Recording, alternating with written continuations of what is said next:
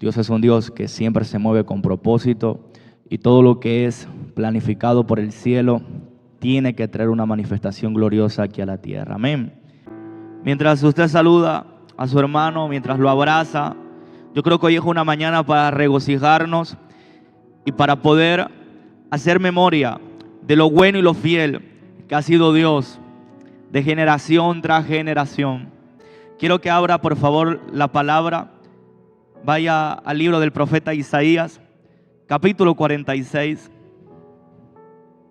versículo número 9. Quiero empezar por aquí porque hay algo que está cargando mi espíritu, una palabra que está generando un peso dentro de mí y necesito soltarla. Isaías capítulo 46, versículo número 9. Si usted está allí, usted va a levantar su manito. Acordaos de las cosas pasadas desde los tiempos antiguos, porque yo soy Dios y no hay otro Dios, y nada hay semejante a mí, que anuncio lo por venir desde el principio y desde la antigüedad lo que aún no hará hecho, que digo mi consejo permanecerá y haré todo lo que quiero, que llamo desde el oriente al ave y de tierra lejana al varón de mi consejo. Yo hablé y lo haré venir, lo he pensado y también lo haré. Diga fuerte ahí conmigo, lo pensó y también lo hará. Amén.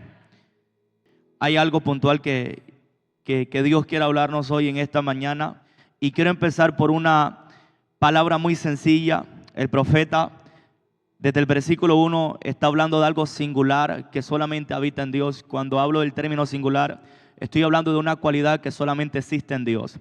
Y cuando él dice, nada hay semejante a mí, luego de eso él comienza a hablar un poco acerca de esa cualidad que hace a Dios diferente del resto de dioses de la tierra. Y cuando él empieza en el versículo número 10, señores, él empieza a decir que anuncio lo por venir desde el principio y desde la antigüedad lo que aún no era hecho.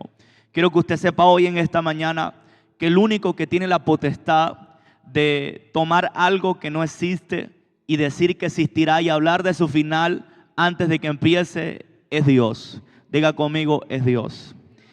Y desde ese punto de vista usted tiene que entender. Entonces, ¿por qué un día el apóstol Pablo habló en Romanos 4, versículo 17? Y dice, Él es el Dios que llama las cosas que no son como si fueran. Usted tiene que saber hoy en esta mañana, querido hermano, que al Dios al que usted le sirve, que al Dios al que usted adora, es el Dios que conoce todas las cosas, aún las que usted desconoce. Sin embargo, es un Dios que en su infinita misericordia, cuando habla al espíritu del hombre, Dios decide mostrarle su final desde antes que empiece. Pastora, porque dice la Biblia de que este Dios es el Dios que llama de la antigüedad lo que aún no era hecho. Por eso es que cuando usted analiza la Biblia, usted va a encontrar un sinnúmero de hombres que cuando Dios le habla mostrándole un final que nada se parece a su inicio.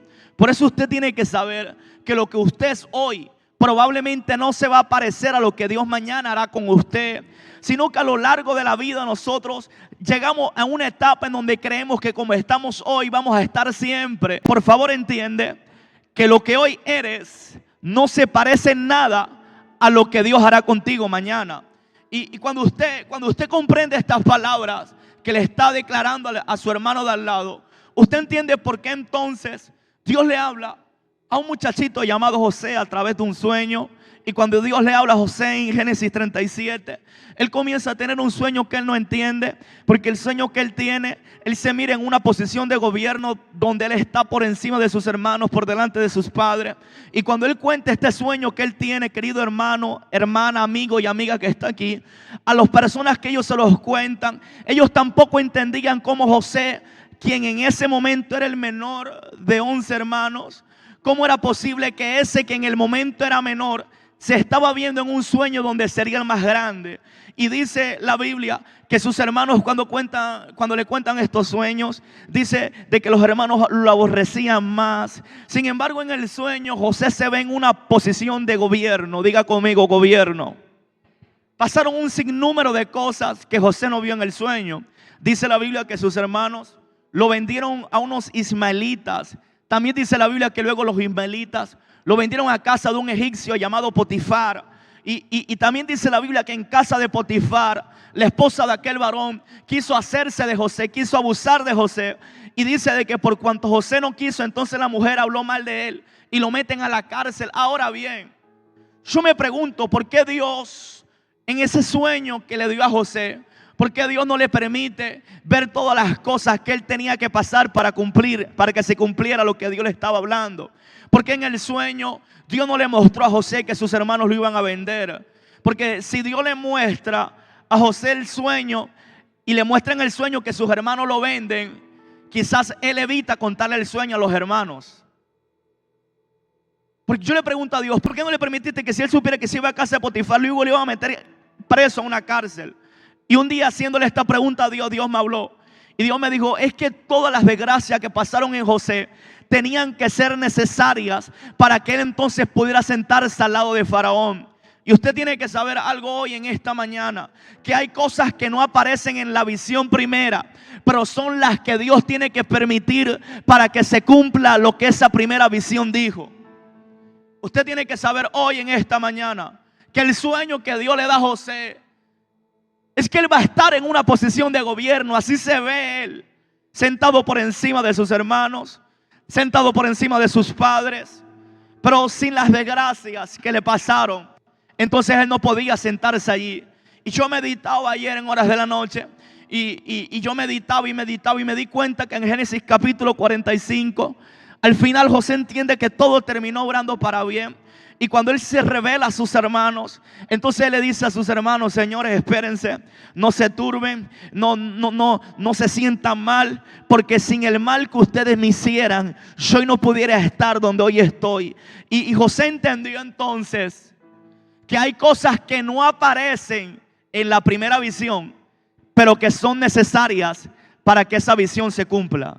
Por eso un profeta llamado el profeta Habacuc dijo, ciertamente, aunque la visión tardare, ciertamente se cumplirá. El tema es que como Dios no habita en el tiempo cronos, como Dios no habita en el tiempo que usted y yo habitamos, para Dios 1000 días pueden ser un día. Y Dios desde su eternidad comienza a hablar cosas que usted no entiende hoy, pero que le ponen fe para lo que usted va a vivir mañana. Un día, en Jueces capítulo 6, después de que el pueblo peca, falla a Dios, Israel pecó, dice que ellos oran para que Dios levante un libertador y para que Dios se acuerde del pueblo. Y dice la Biblia de que en aquel lugar había un muchacho llamado Gedeón. Gedeón estaba mostrando una actitud cobarde, le estaba tomando el trigo y lo estaba escondiendo en los lagares, porque cada vez que venía la siega en Israel, Madián robaba lo que era de Israel. Y cuando el ángel se aparece delante de Gedeón, el ángel le dice, Gedeón, Gedeón, varón esforzado y valiente. Y yo le pregunto a Dios, ¿cómo es posible que el ángel esté diciendo varón esforzado y valiente a un muchacho que lo que está haciendo es esconder trigo? Y me di cuenta, querido hermano y hermana que está aquí, que el ángel no estaba viendo a Gedeón en el momento presente que él estaba. Me di cuenta que el ángel, que es teofanía de Dios, que Dios mismo, no estaba viendo a Gedeón en la situación en la que él estaba, sino que ya estaba viendo cómo Gedeón se llenaba de gallardía, de valentía y cumplía el propósito. Entonces usted tiene que saber hoy, y con esto empiezo, que Dios nunca jamás llamará al hombre desde la posición donde el hombre hoy está. Dice el profeta Isaías que Él es el Dios que desde la antigüedad anuncia lo que está por venir. Diga conmigo, desde la antigüedad Él anuncia lo que está por venir. ¿Y sabe qué dice el profeta también? Y dice, y haré todo lo que yo quiero. Ese haré todo lo que yo quiero tiene que ver con que Dios hará literalmente todo lo que Él quiera, pero al final lo que Él pensó se va a cumplir. El tema es que en el camino, cuando estamos viendo que algunas cosas comienzan a funcionar, queremos decirle al Señor, Señor, quiero que todo siga aconteciendo de la misma manera. Pero al final el profeta dice, no, lo que yo hablé desde el inicio, lo cumpliré al final. Pero en el camino, yo haré todo lo que yo quiera. Por eso es que José no fue llevado de Egipto en un avión charter, en un vuelo charter a Faraón. No. Dios podía hacer eso con José. Pero como el profeta dice, yo haré todo lo que yo quiero. Usted tiene que saber que Dios va a permitir muchas veces momentos de llanto. Dios va a permitir muchas veces momentos de dolor. Dios va a permitir muchas veces que la aflicción visite tu alma, porque Él está haciendo todo lo que Él quiere para que entonces pueda cumplir todo lo que Él dijo. Y hay algo que me llama la atención en el versículo 11, que dice: lo he pensado y también lo haré. Eso fue lo que dijo Dios. Yo lo pensé y luego yo lo hice.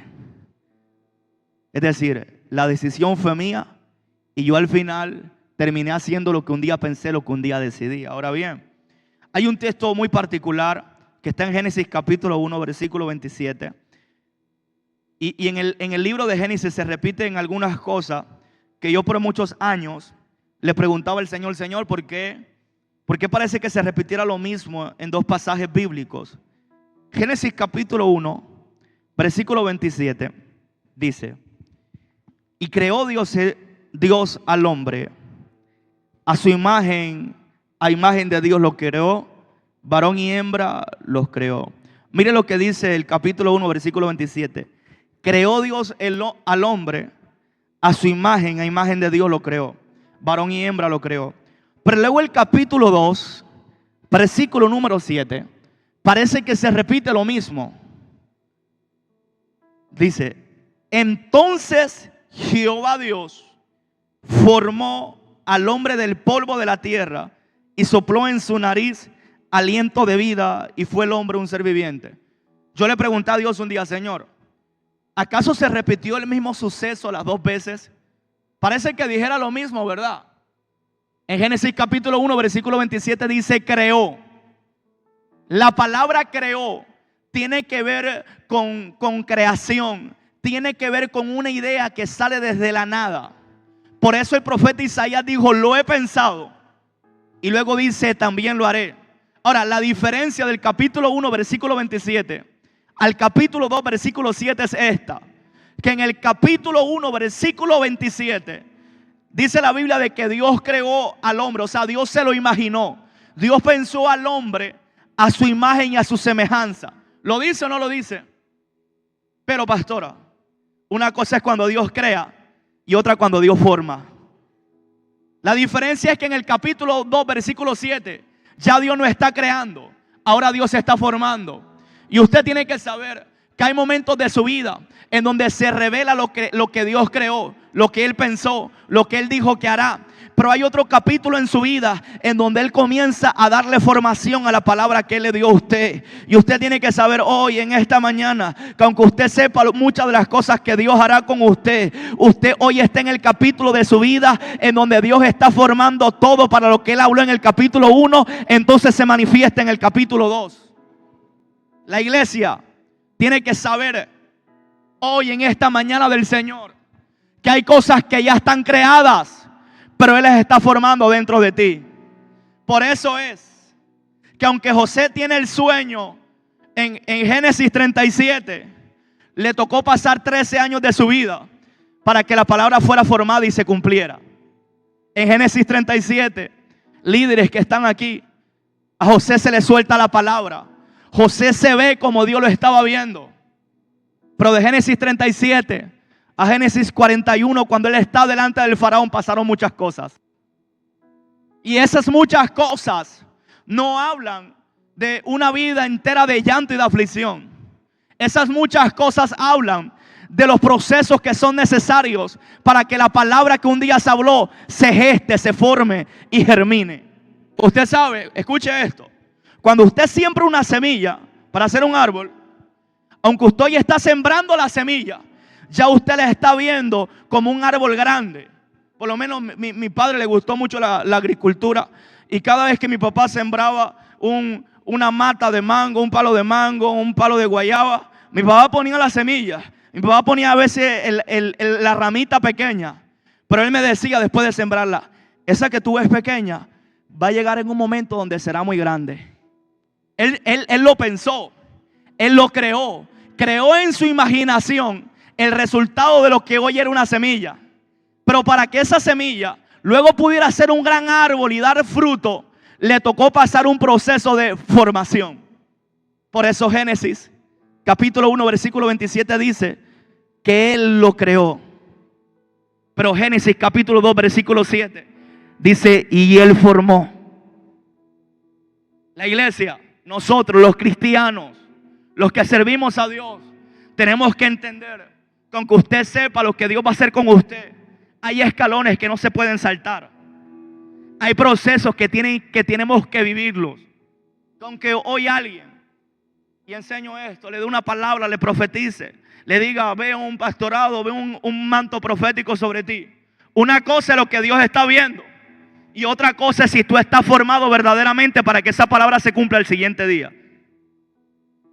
Entonces, cuando tú entiendes este principio, tú sabes que alguien te puede decir algo de parte de Dios que probablemente sea cierto, pero si no ha pasado, pastor, el proceso de la formación, lo que va a acontecer es que ese arbolito se va a quedar pasmado y no va a poder crecer. Diga conmigo, necesitamos el capítulo 2, en donde Dios forma. Ahora bien, el profeta Isaías dijo, lo he pensado y también lo haré. Pero dice, y haré todo lo que quiero. ¿Sabe por qué hay muchas personas que tienen una palabra de Dios? Muchas personas que tienen anhelos, tienen sueños sembrados en su corazón. ¿Sabe por qué a mitad de camino abortan? Pregúnteme por qué. Pregúnteme por qué. Mucha gente aborta los sueños, los anhelos, las palabras que Dios tiene, porque no entienden esa parte donde Dios dice, haré todo lo que quiero. Si usted me pregunta, un hombre en la Biblia que no entendió lo que Dios hacía y quiso abortar todo, pastora, ese hombre se llama Jeremías. En el capítulo 1, versículo 5, Dios le habla a Jeremías y Dios le revela lo que Dios pensó de él. Y mira lo que Dios dice, Jeremías, desde antes que estuvieras en el vientre de tu madre, yo te conocí, te escogí, te santifiqué y te di por profeta a las naciones. ¿Sabe lo que hace Jeremías, pastora? Jeremías le dice, no, Señor mío, no digas eso, es que yo soy un niño. Jeremías le está respondiendo desde el plano humano terrestre en el que él estaba, pero Dios le estaba hablando desde el plano eterno, desde el plano soberano, en donde ya Dios lo había terminado. Y por eso Dios luego le responde a Jeremías y le dice, Jeremías, no digas que tú eres un niño, porque donde yo te envíe tú irás. Y yo te entrego poder, autoridad para que plantes, para que desarraigues. Te doy autoridad sobre naciones y sobre reinos. Dios le está hablando a un niño que se está viendo como un niño, pero que Dios le está viendo como un hombre grande en el reino. Dios le está hablando, señoras y señores, a un niño y le revela el pensamiento que Dios tiene con él al final. Diga conmigo, en el principio le reveló su final. Pastora, porque Dios no estaba hablándole solamente al niño que todo el tiempo iba a ser niño. Dios le estaba hablando al niño que pasados los años iba a ser un gran profeta. Cuando Jeremías entendió que Dios no le estaba hablando lo que él era, sino lo que él sería, entonces Jeremías comienza a profetizar.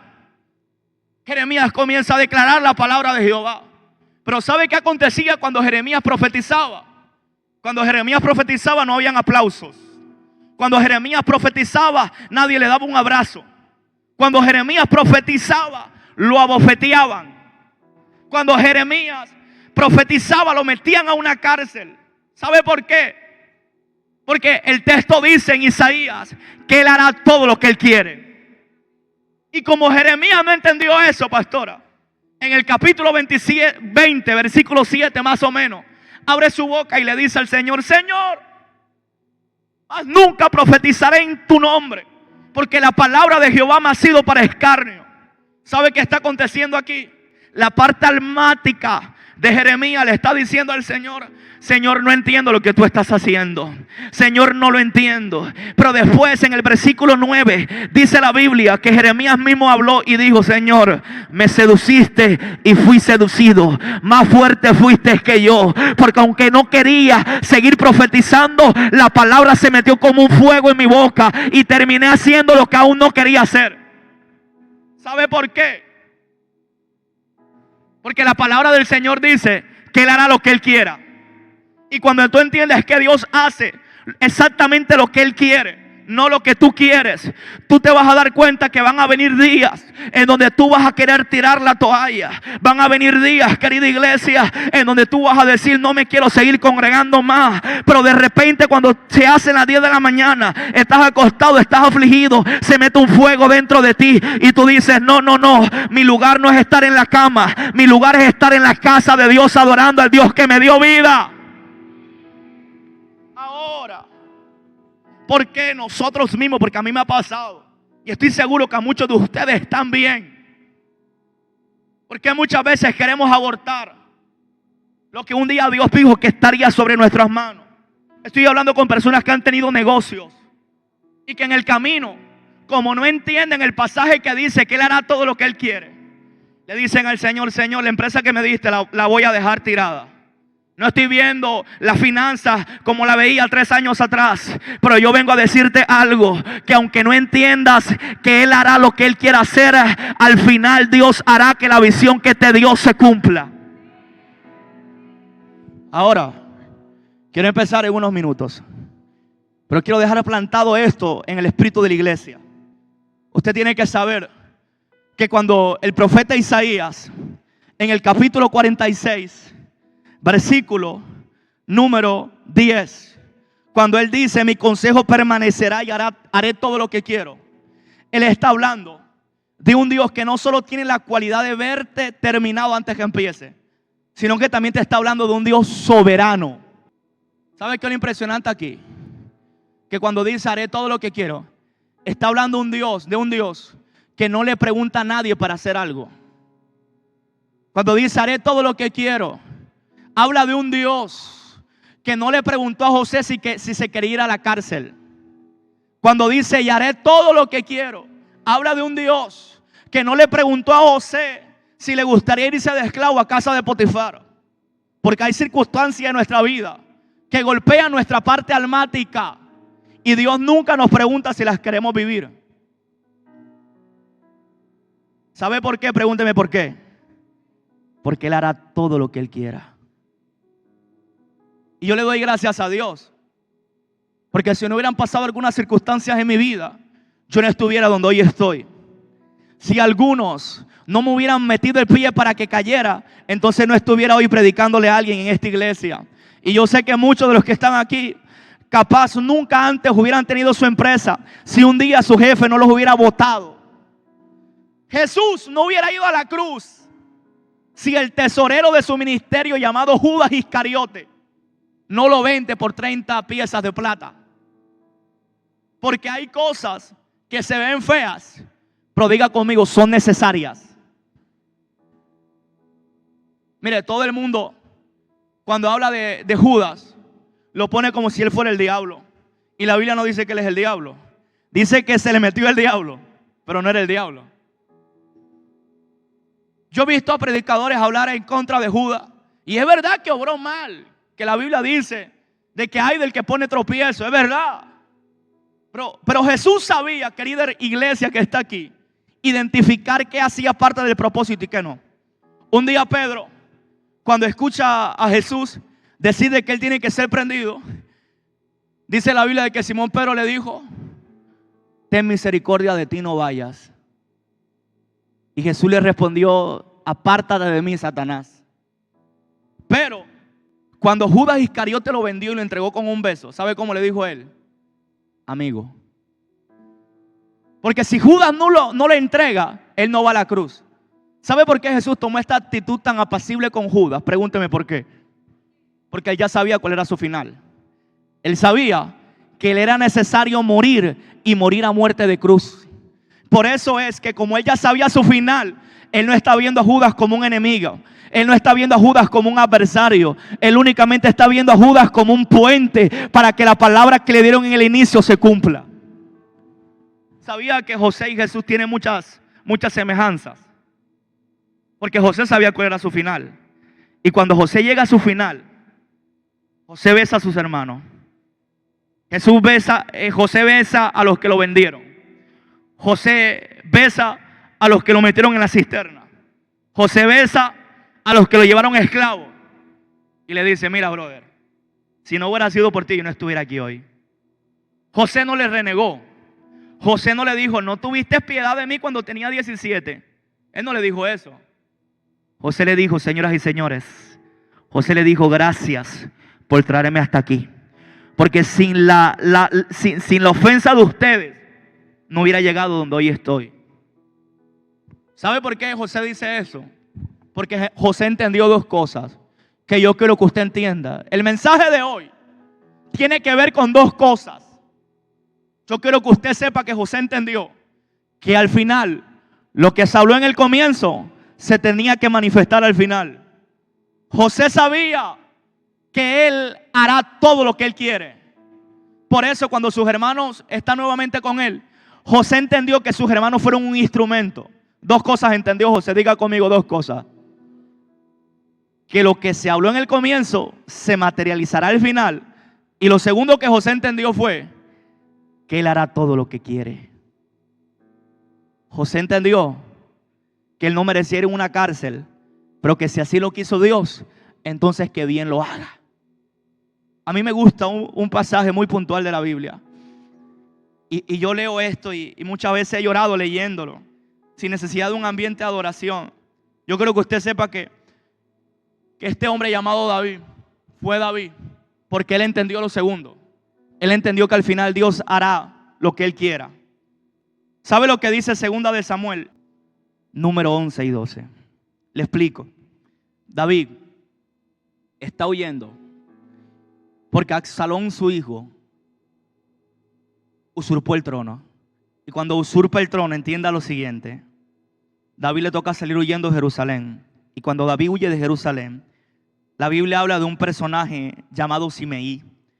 De Simeí se habla en el versículo 7. Y si usted lo lee mucho mejor. 2 de Samuel capítulo 16 versículo 7 dice: y decía Simeí maldiciéndole: fuera, fuera, hombre sanguinario y perverso. Jehová te ha dado el pago de toda la sangre de la casa de Saúl, en lugar del cual tú has reinado. Y Jehová ha entregado el reino en mano de tu hijo Absalón. Y hete aquí sorprendido en tu maldad, porque eres hombre sanguinario. Entonces Abisai, hijo de Sarbia, dijo el rey: ¿por qué maldice este perro muerto a mi señor el rey? Te ruego que me dejes pasar y le quitaré la cabeza. Mire cómo respondió el rey: ¿qué tengo yo con vosotros, hijos de Sarbia? Si él me maldice, es porque Jehová le ha dicho que maldiga a David. Qué expresión de humildad. ¿Quién pues le dirá por qué lo haces así? Qué tremendo. Me encanta David. Y dijo David a Abisai a todos sus siervos: he aquí mi hijo que ha salido de mis entrañas acecha mi vida. ¿Cuánto más ahora un hijo de Benjamín? Déjale que maldiga, pues Jehová se lo ha dicho. Quizá mirará Jehová mi aflicción y me dará Jehová bien por sus maldiciones de hoy. Señores, David, si abría su boca para darle una orden a Abisai, Abisai iba y le cortaba la cabeza al que lo estaba maldiciendo. Porque Abisai le responde: oye, ¿quién es este perro muerto para que te maldiga a ti? Si me das permiso, ahorita mismo voy y le corto la cabeza. Y David entendió el pasaje de Isaías 46, versículo 11, en donde dice: y haré todo lo que quiero. David dijo: si Jehová le dijo a Simeí que me maldiga, entonces que lo haga. David dice: si Jehová le dijo que se fuera, entonces que se vaya. David le dijo a Abisai: si Jehová le dijo a Simeí que lo hiciera así, entonces que lo haga. ¿Sabe con qué estaba conectado David? Pregúnteme con qué. Con algo que se llama soberanía de Dios. Cuando tú estás conectado a ese Dios soberano, tú entiendes que hay cosas que te duelen, pero si así lo quiso Dios, que así lo haga. Por eso es, querida iglesia, mire, David no estaba danzando cuando le están tirando piedra. Lo están maldiciendo. Le estaban tirando el polvo de la tierra. A David lo estaban afligiendo. Pero David no se defendió. David dijo: si así lo quiso Jehová, que así lo haga. Y yo vengo a decirle a alguien hoy aquí en esta mañana del Señor, que hay circunstancias que no las esperamos, pero si así lo quiso Jehová, que así lo haga. Porque hay cosas que no nos las esperamos. Pero hoy podemos decir al Señor, si así lo quiso Jehová, que así lo haga. Gloria a Dios. Si me enfermare hoy, si así lo quiso Jehová, que así lo haga. Si se me muriera un familiar que amo hoy, le diré al Señor, si así lo quiso Jehová, así lo haga. Yo siento su presencia hoy aquí. Pues Dios me ha traído a decirle a alguien en esta iglesia, si así lo quiso Jehová, que así lo haga. Por eso, Isaías no omite la parte más importante. Él dice, Él llama desde la antigüedad lo que aún no ha sido hecho. Pero luego Él dice, y en el camino, Él hará todo lo que quiera. Se lo susurro. Él cumplirá la palabra. Pero en medio del cumplimiento, Él hará todo lo que quiera. Y haré todo lo que quiera. Y nosotros a veces pensamos que cuando Dios nos dice que va a hacer algo, al día siguiente lo vamos a ver.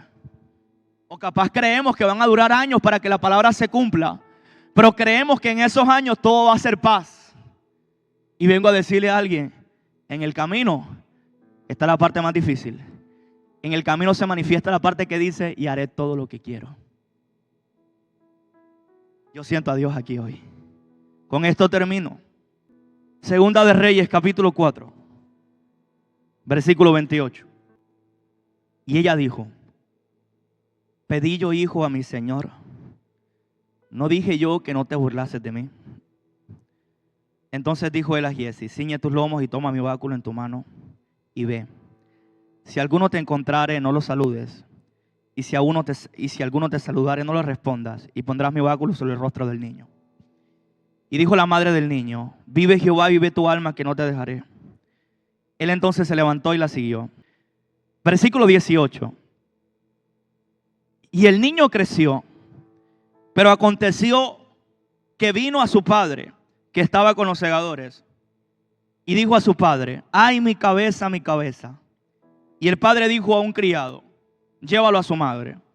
Y habiéndole él tomado y traído a su madre, estuvo sentado en sus rodillas hasta el mediodía y murió. Ella entonces subió y lo puso sobre la cama del varón de Dios, y cerrando la puerta se salió. Llamando luego a su marido le dijo, te ruego que me envíes conmigo a alguno de los criados y una de las asnas, para que yo vaya corriendo al varón de Dios y regrese. Él dijo, ¿para qué vas a verle hoy? No es luna nueva, ni día de reposo. Y ella respondió, paz. Después hizo enalbardar el asna y dijo al criado, guía y anda, y no me hagas detener en el camino, sino cuando yo te lo dijere. Partió pues y vino al varón de Dios al monte Carmelo. Y cuando el varón de Dios la vio de lejos, le dijo a su criado, he aquí la tsunamita. Te ruego que vayas ahora corriendo a recibirla y le digas, te va bien a ti, le va bien a tu marido y le va bien a tu hijo. Y ella dijo, bien. ¿Qué dijo ella? ¿Qué dijo? Luego que llegó a donde estaba el varón de Dios en el monte, se asió de sus pies y se acercó Giezi para quitarla. Pero el varón de Dios le dijo, déjala, porque su alma está en amargura y Jehová me ha encubierto el motivo y no me lo ha revelado. ¿Cómo estaba ella? Diga conmigo, en amargura. Y ella dijo, pedí yo hijo a mi Señor. ¿No dije yo que no hicieses burla de mí? Entonces dijo él a Giezi, ciñe tus lomos y toma mi báculo en tu mano. Y ve, y si alguno te encontrare, no lo saludes. Y si alguno te saludare, no le respondas. Y pondrás mi báculo sobre el rostro del niño. Y dijo la madre del niño, vive Jehová y vive tu alma, que no te dejaré. Él entonces se levantó y la siguió. Y Giezi había ido delante de ellos y habían puesto el báculo sobre el rostro del niño, pero no tenía voz ni sentido. Y así se había vuelto para encontrar a Eliseo y se lo declaró diciendo, el niño no despierta. Primer intento y el niño no despertó.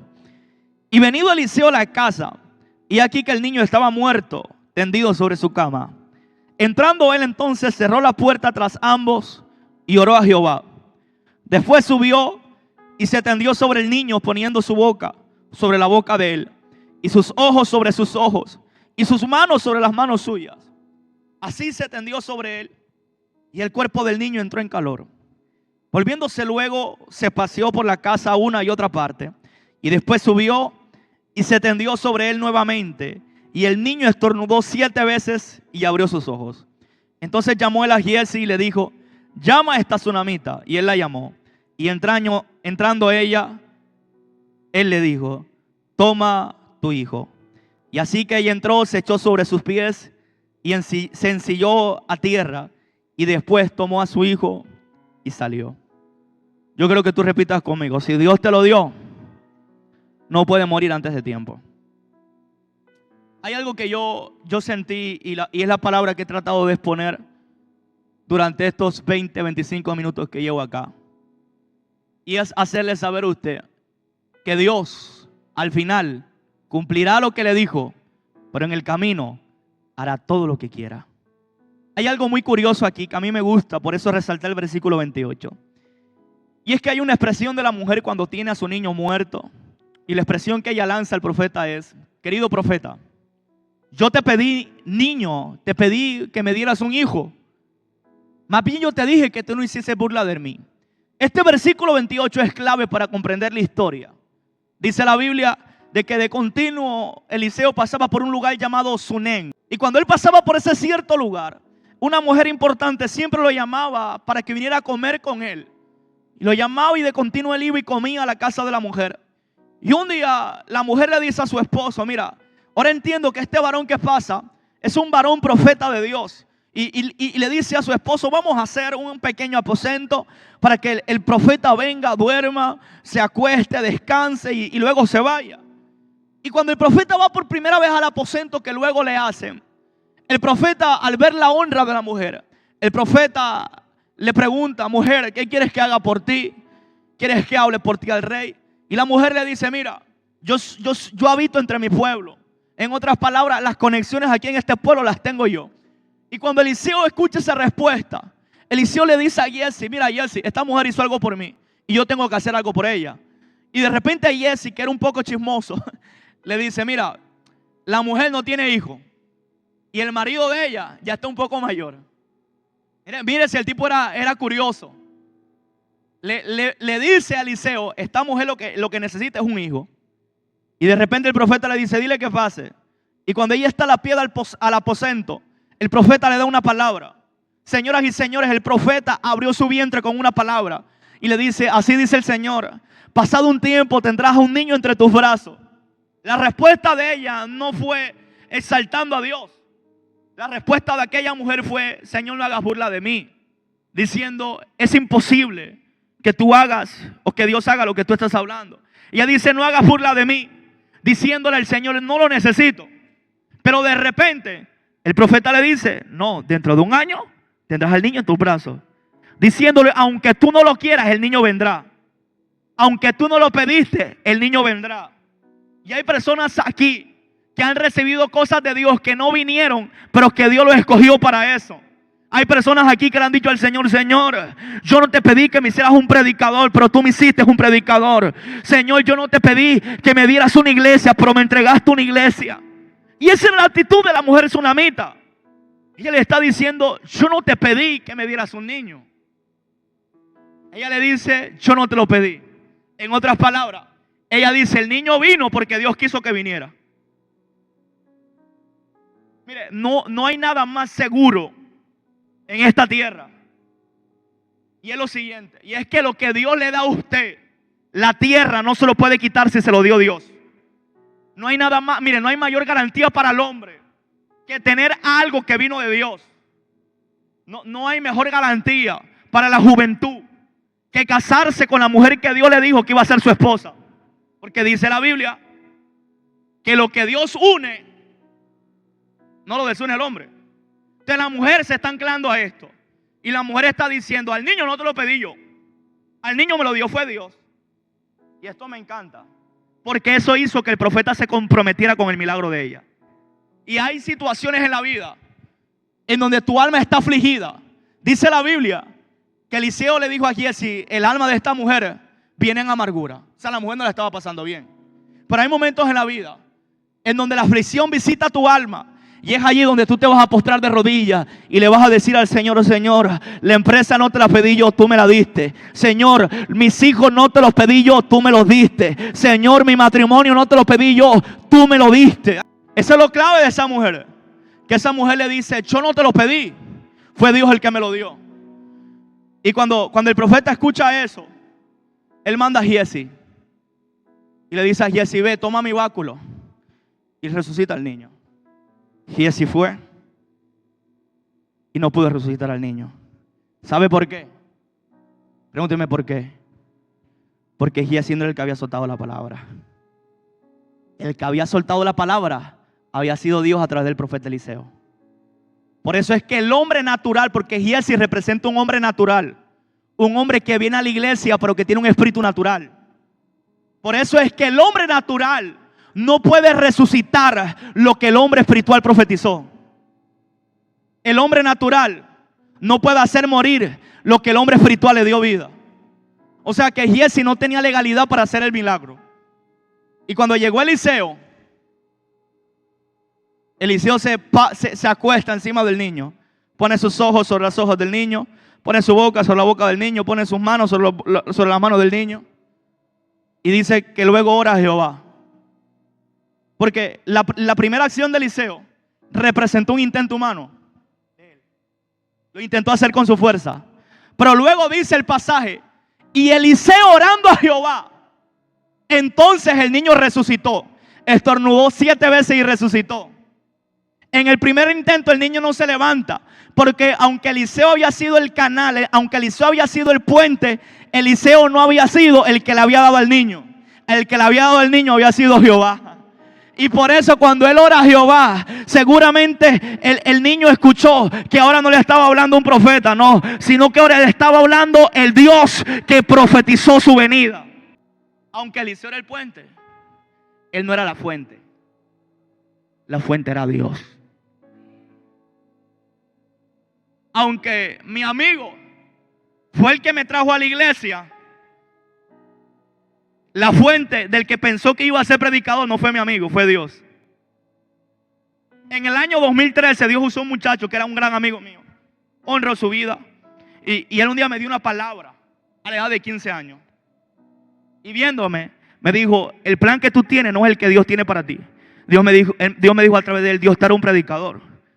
Y él me dijo: si tú te comprometes con Dios, Dios es capaz de meterse a la operación de tu papá de corazón abierto, y tu papá va a vivir a causa del propósito que Dios tiene contigo. Me soltó la palabra. Mi papá tenía 5 arterias del corazón tapadas. Todo el mundo me llamaba a decirle que mi papá no iba a soportar la operación. Le habían dado 3 infartos, 2 infartos, ese había sido el tercero. Mis tías que eran cristianas, las tías lejanas que yo tenía, me comenzaron a decir: sigue estudiando, prepárate porque tu papá no soporta la operación. Pero un día ese muchacho llamado Manuel Montero me dijo: tu papá vivirá. Yo tengo años que no sé de Manuel, mi amigo, pero cada vez que yo veo a mi papá, me acuerdo del Dios que me llamó. Cada vez que yo hago una videollamada con él, sé que mi papá está vivo no por Manuel, que mi papá está vivo por el Dios que usó ese día la boca de él. Por eso es que hay personas que son importantes, pero la fuente de todo se llama Dios. Yo siento a Dios aquí. Hay personas que son claves para nuestra vida, pero la fuente de todo se llama Dios. Por eso el profeta, aunque fue el que profetizó, cuando el profeta puso la mano, el niño no se levantó. Pero cuando el profeta oró al Dios que dio a ese niño, entonces el niño resucitó.